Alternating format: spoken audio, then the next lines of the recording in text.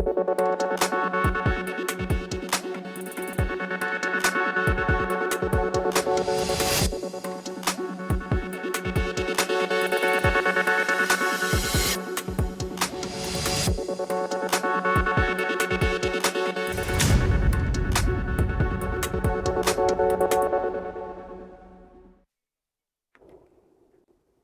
आप देख रहे हैं जन टीवी और मैं आपके साथ आकांक्षा पारिक। खबरों की शुरुआत से पहले एक नजर हेडलाइंस पर।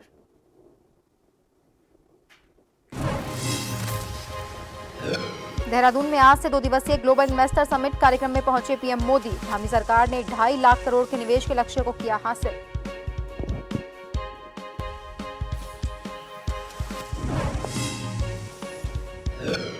देहरादून इन्वेस्टर समिट पर विपक्ष ने उठाए सवाल। कांग्रेस अध्यक्ष महारा ने कहा, सरकार से पूछे 5 प्रश्नों का नहीं दिया जवाब।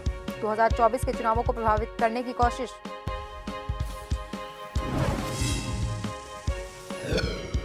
हल्द्वानी में 10 दिवसीय जिला स्तरीय खेल महाकुंभ का आगाज। पहले दिन बॉक्सिंग और कराटे खेल प्रतियोगिता का आयोजन। निवर्तमान मेयर डॉक्टर जोगेंद्र पाल सिंह रौतेला रही मौजूद।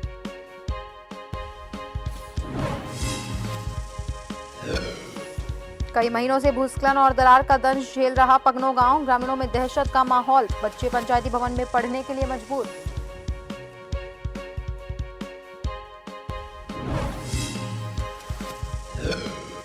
और डोईवाला में लोगों को नहीं मिल रहा पीने का पानी। ग्रामीणों ने प्रदर्शन कर अनदेखी का लगाया आरोप। 3 महीने बाद भी नहीं ठीक हो सके लीकेज।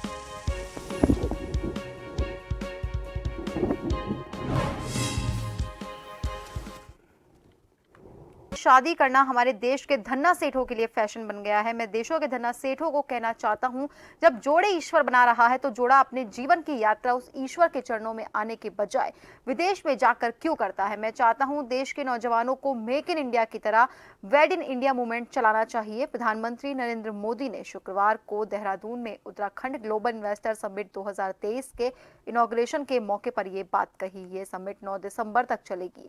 इस दौरान पतंजलि ग्रुप के बाबा रामदेव, जेएसडब्ल्यू स्टील के चेयरमैन और एमडी सज्जन जिंदल सहित प्रमुख इंडस्ट्रियलिस्ट इस समिट में शामिल हुए हैं। वहीं समिट में बाबा रामदेव ने कहा कि पतंजलि ग्रुप उत्तराखंड में 10,000 करोड़ रुपए का नया निवेश करेगा।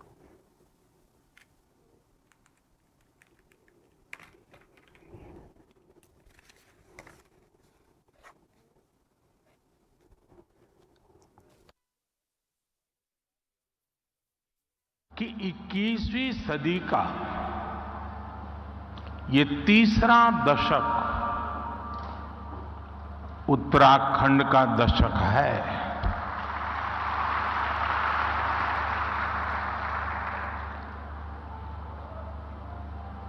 और मुझे खुशी है कि अपने उस कथन को मैं लगातार चरितार्थ होते हुए देख रहा हूं। हमने डेस्टिनेशन उत्तराखंड की थीम पर इन्वेस्टर समिट का आयोजन किया है। हमारा प्रयास होगा कि हर 2 वर्षों में इस प्रकार के आयोजन को करें। हमने ग्लोबल इन्वेस्टर समिट में जब हम ये शुरू कर रहे थे तो 2.5 लाख करोड़ रुपए का निवेशकों के साथ करार का लक्ष्य रखा था। मुझे आपको बताते हुए खुशी हो रही है कि हमने इस लक्ष्य से अधिक निवेश के प्रस्तावों पर अभी तक हस्ताक्षर किए जा चुके हैं। और यह बताते हुए भी मुझे अत्यंत हर्ष का अनुभव हो रहा है कि इस बार हमने पहले से ही इनको धरातल पर उतारने के लिए भी लगातार प्रयास किया है।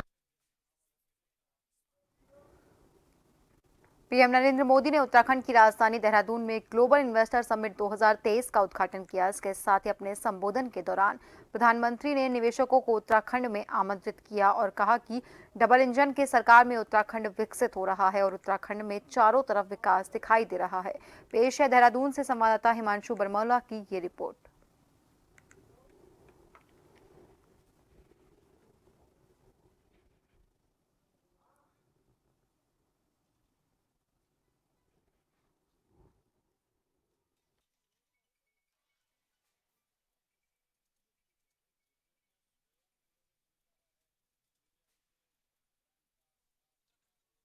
सर, समिट का आगाज़ हो चुका है। प्रधानमंत्री नरेंद्र मोदी ने इसके उद्घाटन करने के साथ ही यहाँ पर अपने संबोधन भी दिया। सबसे बड़ी बात है कि यहाँ पर बाबा रामदेव भी मौजूद थे। इसके साथ ही साथ अडानी ग्रुप के यहाँ पर मौजूद रहे सदस्य। वहीं अगर जिंदल ग्रुप की बात की जाए तो जिंदल ग्रुप के भी सदस्य यहाँ पर मौजूद रहे। और इस वक्त हम कार्यक्रम जहाँ पर स्थल है वहाँ पर मौजूद रहे। आप देख सकते हैं कि किस तरीके से यहाँ पर चहल पहल है, क्योंकि आज यहाँ पर निवेशक आए हैं। और सबसे बड़ी बात यह है कि जो पतंजलि ग्रुप के बाबा रामदेव हैं, JSW स्टील के चेयरमैन और MD सज्जन जिंदल हैं, और बड़े बड़े इंडस्ट्रियल इस समिट में शामिल हुए हैं। सबसे बड़ी बात यह है कि बाबा रामदेव ने मंच से कहा है कि उत्तराखंड में 10,000 करोड़ रुपए का नया निवेश पतंजलि करेगा, और इसी के साथ ही साथ 10,000 से ज़्यादा लोगों को निवेश रोजगार यहाँ पर मिलेगा। वहीं सबसे बड़ी बात यह है कि प्रधानमंत्री ने मेक इन इंडिया के तहत वेडिंग इन इंडिया डेस्टिनेशन का एक प्लान भी तैयार किया है कि बाहर न जाकर यहीं उत्तराखंड में डेस्टिनेशन शादी की जाए। प्रधानमंत्री ने अपने इस संबोधन में कई अहम बातें भी की हैं। उन्होंने निवेशकों को आमंत्रित भी किया है कि उत्तराखंड में डबल इंजन की सरकार है, और जो पॉलिसी यहाँ पर बनाई गई है वो बहुत सरल तरीके से यहाँ पर वन विंडो सिस्टम के तहत बनाई गई है, और किसी भी उद्योगपति को यहाँ पर कोई भी दिक्कतें नहीं आने वाली है। कैमरामैन आकाश श्रीवास्तव के साथ हिमांशु बरमूला, जन TV, देहरादून। देहरादून के FRI में इन्वेस्टर समिट का पहला दिन है, जहां एक तरफा इस निवेशक सम्मेलन में निवेश करने के लिए प्रधानमंत्री मोदी और मुख्यमंत्री धामी ने निवेशकों को प्रेरित किया, तो वहीं दूसरी तरफ निवेशक भी उत्तराखंड में निवेश करने के लिए खासे उत्साहित नजर आ रहे हैं। रसना ग्रुप ऑफ इंडस्ट्रीज के चेयरमैन पिरुज खंबाटा ने बताया कि उत्तराखंड में निवेश के कई आयाम हैं। इसके साथ ही रसना ग्रुप इस निवेशक सम्मेलन के बाद बड़ा निवेश उत्तराखंड में कर सकता है। उत्तराखंड के गुलाब के फूलों में निवेश करने का रसना ग्रुप की योजना है, जिससे शरबत और गुलकंद बनाकर रसना ग्रुप देश विदेश में अपने उत्पादों को पहुंचाना चाहता है।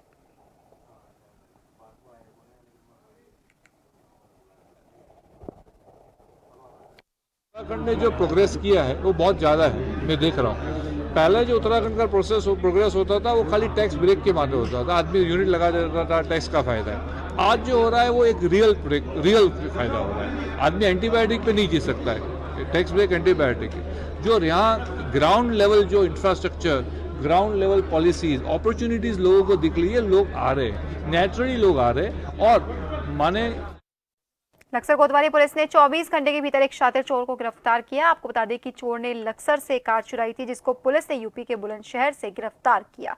वहीं बीते दिन लक्सर के सिमली में रहने वाले संजीव कुमार ने अपनी ऑटो कार चोरी होने का मामला दर्ज करवाया था। मामले को देखते हुए वाहन चोरी की घटनाओं पर रोक लगाने और पुरानी घटनाओं के जल्द खुलासे के हरिद्वार SSP प्रेमेंद्र सिंह डोभाल ने सख्त निर्देश लक्सर पुलिस को दिए थे। इस मामले में पुलिस ने जांच करते हुए चोर को गिरफ्तार किया।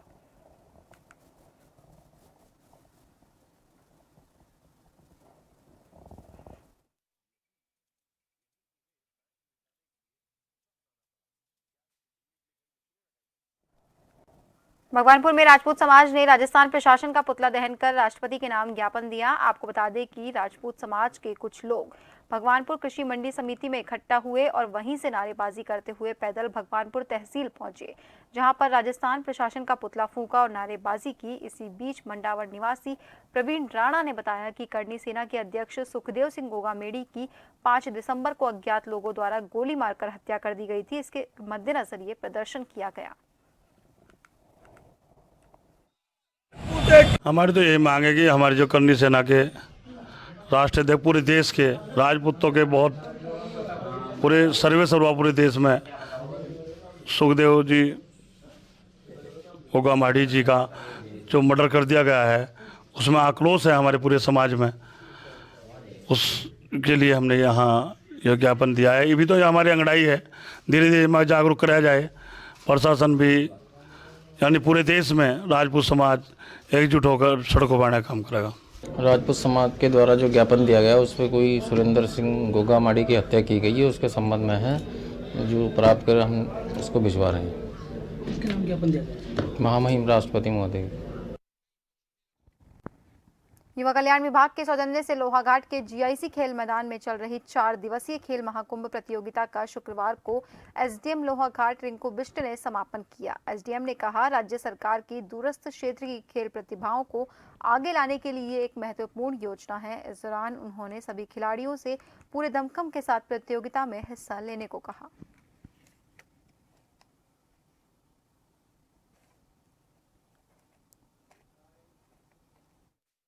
ब्लॉक लोहाघाट का जो ब्लॉक स्तरीय महाकुंभ यहाँ पर चल रहा है 4 दिनों से, उसमें हमारी जो प्रतिभाएं होती हैं उनको एक तो प्लेटफॉर्म मिलता है और जो उनकी कमियां होती हैं कि क्या कमी रह गई है, जब वो खेलेंगे ग्राउंड में उतरेंगे तब उन्हें कमियां भी पता चलती हैं और भविष्य के लिए क्या चुनौतियां हैं जिसके लिए वो अपने को तैयार कर सके। तो ये एक अच्छा आयोजन है जो सरकार की ओर से किया गया है, हमारे विभागों के द्वारा इसमें सहयोग किया गया है, जिससे कि हमें राष्ट्रीय स्तर के खिलाड़ी तैयार करने में मदद मिलती है। कोच को भी सीखने को मिलता है, बच्चों को भी सीखने को मिलता है। तो इसका बहुत एक सफल और बच्चों ने बड़ा उत्साह दिखा रखा है। तो इसमें जो भी हमारी युवा कल्याण विभाग की टीम लगी है, ब्लॉक की टीम लगी है, जीआईसी की टीम लगी है, तो सभी का मैं बहुत बहुत धन्यवाद करती हूँ। जिस प्रकार से बच्चे मुझे मोटिवेटेड दिखाई दे रहे हैं, भविष्य में भी ये मोटिवेशन मिले, तो इसके लिए हमको समन्वित रूप से प्रयास करना। आगामी पालिका और पंचायत चुनाव को देखते हुए निर्वाचन आयोग के निर्देश पर लोहाघाट नगर पालिका क्षेत्र में पिछले दिनों से चल रहे वोटर लिस्ट बनाने का कार्य शुक्रवार को समापन हो गया। एसडीएम लोहाघाट रिंकू बिष्ट ने बताया कि निर्वाचन आयोग के दिशा निर्देश पर लोहाघाट नगर पालिका क्षेत्र के सभी वार्डों में नई वोटर लिस्ट बनाने का अभियान चलाया गया था, जिसमें संग्राहकों द्वारा घर घर जाकर नई वोटर लिस्ट बनाई जा रही थी।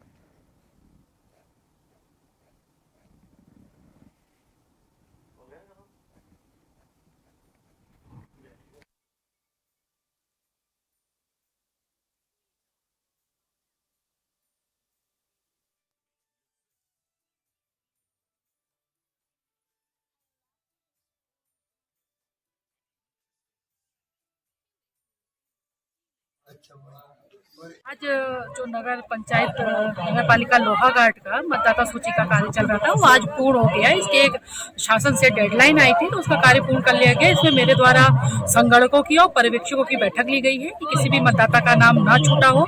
तो उनके द्वारा मुझे अवगत कराया गया है कि जो मतदाता घर में नहीं मिला तो उसमें हम 3 बार 3 समय में अलग अलग समय में वहाँ पे गए और उनके अड़ोस पड़ोस के लोगों से पूछताछ की गई कि ये कहाँ है। उनके दूरभाष नंबर लिए गए तो दूरभाष नंबर से वार्ता करके जो आवश्यक कागजात थे वो लेके उनका नाम सूची में चढ़ाया गया है। कोई भी पात्र मतदाता छूटा नहीं है। आज हमने 100% इसका काम पूर्ण कर दिया। फिलहाल के लिए खबरों में रुकेंगे एक छोटे से ब्रेक के लिए।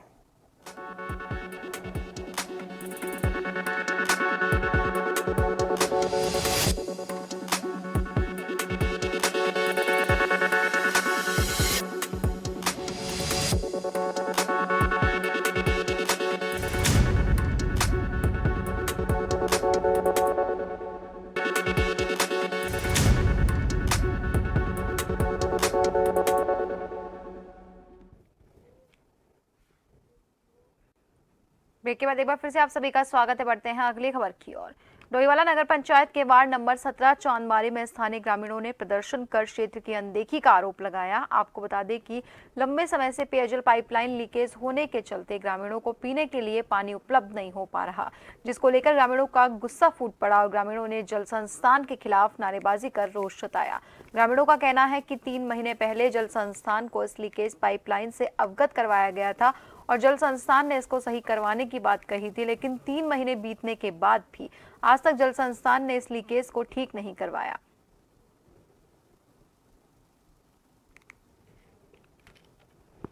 हमने जल संस्थान के खिलाफ यहाँ पर एक मांग अपनी रखी थी। जल संस्थान के द्वारा एक हमें जो इग्नोर किया जा रहा है, हमें अनदेखी की जा रही है। हम एक बात बताइए, एक ये पानी की लाइन यहाँ लीकेज पड़ी हुई है।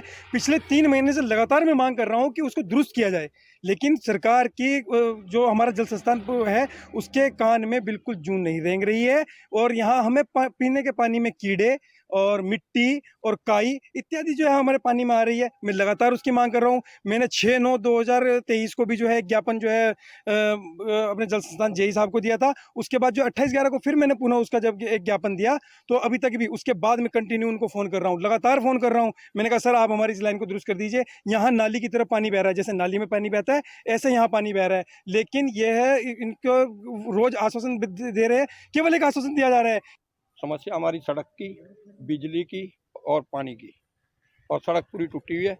कई बार मैंने भी विधायक से भी बोला, हमारे कुछ नहीं, कोई सुना ही नहीं है, कोई सुनता ही नहीं किसी चीज़ को।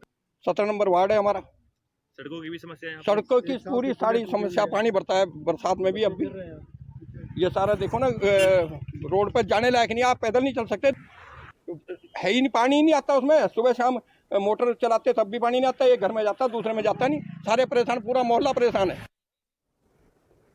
हल्द्वानी के स्पोर्ट्स स्टेडियम में 10 दिवसीय जिला स्तरीय खेल महाकुंभ की शुरुआत हुई। निवर्तमान मेयर डॉक्टर जोगेंद्र पाल सिंह रोतेला ने खेल महाकुंभ की शुरुआत की। इस दौरान आपको बता दें कि खेल महाकुंभ के पहले दिन बॉक्सिंग और कराटे खेल प्रतियोगिता का आयोजन किया गया। जनपद स्तरीय खेल महाकुंभ में ब्लॉक स्तरीय खेल महाकुंभ से विजयी होकर आए खिलाड़ी प्रतिभाग कर रहे हैं। वहीं 10 दिनों तक चलने वाली इस प्रतियोगिता के बाद राज्य स्तरीय खेल महाकुंभ में ये खिलाड़ी प्रतिभा करेंगे।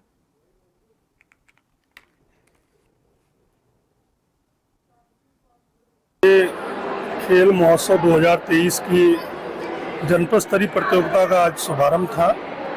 मैं अपने प्रदेश के यशस्वी मुख्यमंत्री श्रीमान पुष्कर सिंह धामी जी और हमारी खेल मंत्री आदरणीय श्रीमती रेखा आर्या जी का धन्यवाद करता हूं कि वर्तमान की सरकार ने खेलों में बहुत ज़्यादा ध्यान दे रखा है, सभी को प्रतिभाग करने का अवसर दिया और इसका यह नतीजा है कि आज स्पोर्ट्स का, खेलकूद का एक स्ट्रक्चर संरचना इस प्रदेश में बन गई है।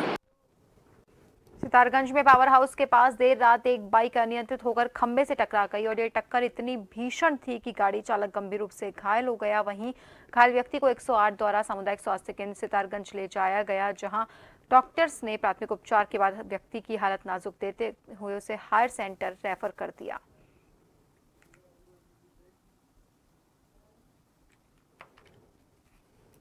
सियाराम वर्मा, उम्र 45 साल, बिष्टी चौराहे के पास कॉलोनी, चौहान कॉलोनी, वहाँ रहते हैं।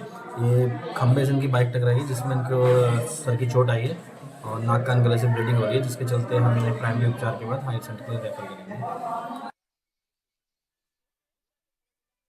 उत्तरकाशी के लौंथुरु वेणा मनेरी मोटर मार्ग पर घटिया पेंटिंग की वजह से रोड एक महीने के अंदर ही उखड़ने लगी है। गंगोत्री विधानसभा के विधायक के गांव के नजदीक इस सड़क पर घटिया गुणवत्ता का मटेरियल इस्तेमाल किया जा रहा है। खबर का संज्ञान लेकर पीएमजीएसवाई के एएन ने सड़क का मुआयना कर संबंधित ठेकेदार को 1 सप्ताह के अंदर सड़क को नए सिरे से पेंटिंग करने के निर्देश दिए हैं। इसके साथ ही कार्य पूरा न होने पर भुगतान भी रोकने की चेतावनी दी है।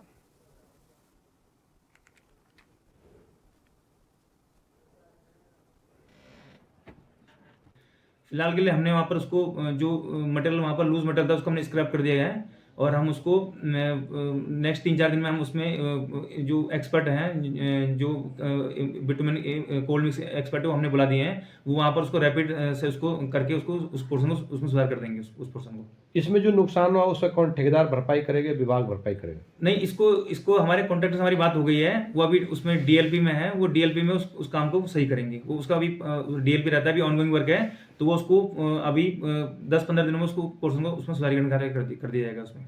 आईआईटी रुड़की में इंटरनेशनल सेमिनार का आयोजन किया गया, जिसमें देश और विदेशों से 800 से ज्यादा प्रतिभागियों ने भाग लिया। सेमिनार का मुख्य उद्देश्य एनर्जी स्टोरेज डिवाइस है, जिसमें नेट कार्बन जीरो को लेकर चर्चा हुई। आईआईटी के निदेशक का कहना है कि 2030 तक 400 गीगावाट रिन्यूएबल एनर्जी होनी चाहिए। इसके साथ ही उन्होंने बताया कि भविष्य में इस पर काम करना बड़ा चैलेंज है। जो कॉन्फ्रेंस है ये रिन्यूएबल एनर्जी की जब हम बात कर रहे हैं कि 2030 तक जो है 400 गीगावाट जो है रिन्यूएबल एनर्जी होनी चाहिए और उसके बाद हर साल 40 गीगावाट एक्स्ट्रा जो है रिन्यूएबल एनर्जी का कंट्रीब्यूशन होना चाहिए। तो उस चीज़ को ध्यान में रखते हुए बहुत से प्रयास इस तरह से गवर्नमेंट ऑफ इंडिया कर रही है कि हम बहुत सा जो है चीज़ों को रिन्यूएबल एनर्जी सोर्सेज पे जाएं। तो उसमें जो आज की जो कॉन्फ्रेंस है, जिसमें इंटरनेशनल लेवल की कॉन्फ्रेंस है और 800 से ज़्यादा इसमें प्रतिभागी हैं जो विदेशों से और इंडिया से अलग अलग पार्ट ऑफ कंट्री से आए हुए हैं और सब अपने अपने जो है कुछ कीनोट हैं, प्लिनी टॉक्स हैं, उसके अलावा पोस्टर्स हैं और एक्सपो भी एक लगी हुई है जिसमें हम डिफेंस के काफ़ी प्रोडक्ट का भी एक्सपो कर रहे हैं। तो ये सारी चीज़ों का पर्पज़ यही है कि जो हमारे रिसर्च स्कॉलर हैं वो साइंस एंड टेक्नोलॉजी में किस तरह के डेवलपमेंट हो रहे हैं, चाहे वो बैटरी की बात करें, ई व्हीकल की बात करें उसके एप्लीकेशन की बात करें, मटेरियल डेवलपमेंट की बात करें, और जो पॉलिसी बन रही है उसके लिए गवर्नमेंट ऑफ इंडिया ने जो पॉलिसी बना रही है कि किस तरह से रिन्यूएबल एनर्जी का शेयर बढ़ाया जाए, तो बाराकोट से समूह की महिलाओं को लेकर रेगड़ू जा रहा वाहन घाट लोहा घाट एनएच में मरोड़ खान के पास अनियंत्रित होकर पलट गया। दुर्घटना में जानकी देवी गंभीर रूप से घायल हो गई, जिसे प्रशासन की टीम ने लोहा घाट उप जिला चिकित्सालय पहुंचाया। यहां से उन्हें चंपावत जिला चिकित्सालय रेफर किया गया, तो वहीं वाहन में वाहन चालक सहित 8 लोग सवार रहे। एक महिला घायल है जिनको प्राइवेट निजी वाहन से लोहाघाट अस्पताल पहुंचा दिया गया है, और बाकी जितने भी उसमें पैसेंजर थे वो अभी सुरक्षित हैं और उनको हल्की फुल्की चोट आई हुई या नहीं आई हुई है। सामान्य है। स्थिति ठीक है, हमने उनका उपचार कर दिया है, प्राथमिक उपचार दे दिया है, लेकिन उनको फिर भी एक सीटी स्कैन कराने की जरूरत है अभी, और बाकी उसी की बात पता चलेगी। हाँ, अभी रेफर होंगे। खतरे से अभी बाहर कह सकते हैं, बाकी सीटी देखने के बाद ही पता चलेगा। 3 गाड़ी आगे थी, एक गाड़ी ऊपर से आई, एक गाड़ी नीचे से आई। वहाँ पे मैंने ब्रेक मारा, ब्रेक मारते ही गाड़ी को मतलब पत्थर के ऊपर चढ़ गई थी गाड़ी। पत्थर में चढ़ते हुए 3 टायर थे छोटी गाड़ी के, तो छोटी गाड़ी के हिसाब से पलट गई गाड़ी। भगवानपुर थाना क्षेत्र में 2 दिन में बदमाशों ने तांडव मचा दिया। मानक मजरा नन्हेड़ा गांव रात भगवानपुर कस्बे में कॉस्मेटिक की दुकान में इन बदमाशों ने लाखों की चोरी कर पुलिस को खुली चुनौती दे डाली। लोगों का कहना है कि मित्र पुलिस शायद किसी बड़ी घटना का इंतजार कर रही है।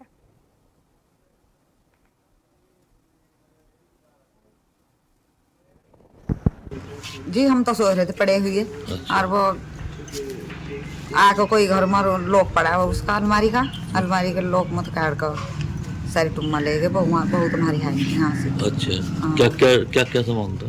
तो 2 जोड़ी पजेबों की है, और एक पैंडल है, और एक गले का लॉकेट है, जिसे हर टाइम रोज प्यार कर रखा लोन दिला रही, और वो अंगूठी है, और 3000 रुपये है, और वो छोटी मोटी चंद दिन के जागतों की भी उसी में रखी थी। एप्लीकेशन दी थी थाने में? हाँ दी थी। पुलिस आई थी? आई थी, एक आदमी आया था। हम सब सो रहे थे पड़े, तो रात 1 बजे के बाद हमारे घर में चोरी हुई। अच्छा, चोरी में किस सामान का क्या उठा? सामान मम्मी के जो गहने थे, टुम्बे वगैरह, फोन, ये सब। फोन भी उठा है? हाँ जी। अच्छा, हम कमरे में सो रहे थे, दूसरे कमरे में, सामान दूसरे कमरे में से उठाया, फोन हमारे वाले कमरे में से उठाया। रात घटना ये 12 बजे की है कि रात में सेंट्रो गाड़ी में आए वो 2-3 दिन पहले, गाड़ी आगे पीछे करी उन्होंने, ताले तोड़े, फिर जब अजमी ताला नहीं दिखा उसे टूटा हुआ, तो उन्होंने बारी से पूरा शटर बाहर निकाल के फिर वो अंदर एंटर हो गए। जो गले नगद वाले थे पैसों के, वो जू के 2 गले ही निकाल के वो डाल लिए सारे। फिर वो अंदर गए, जो हमने बना के हाथ रख रखे थे, जो सुबह कस्टमर को देने थे, वो सब उठा के ले गए अंदर जो मौजूद हालात। और अब आखिर में एक नजर हेडलाइंस पर।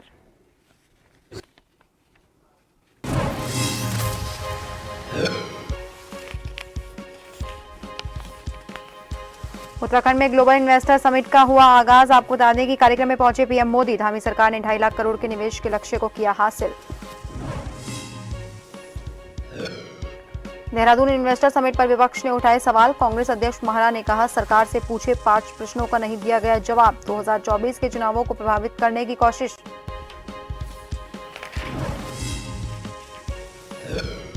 हल्द्वानी में 10 दिवसीय जिला स्तरीय खेल महाकुंभ का आगाज। पहले दिन बॉक्सिंग और कराटे खेल प्रतियोगिता का आयोजन। निवर्तमान मेयर डॉक्टर जोगेंद्र पाल सिंह रोतेला रही मौजूद।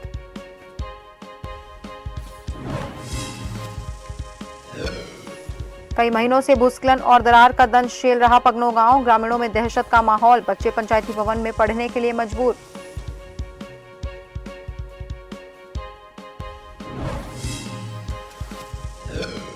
और डोईवाला में लोगों को नहीं मिल रहा पीने का पानी। ग्रामीणों ने प्रदर्शन कर अनदेखी का लगाया आरोप। 3 महीने बाद भी ठीक नहीं हो रहे लीकेज।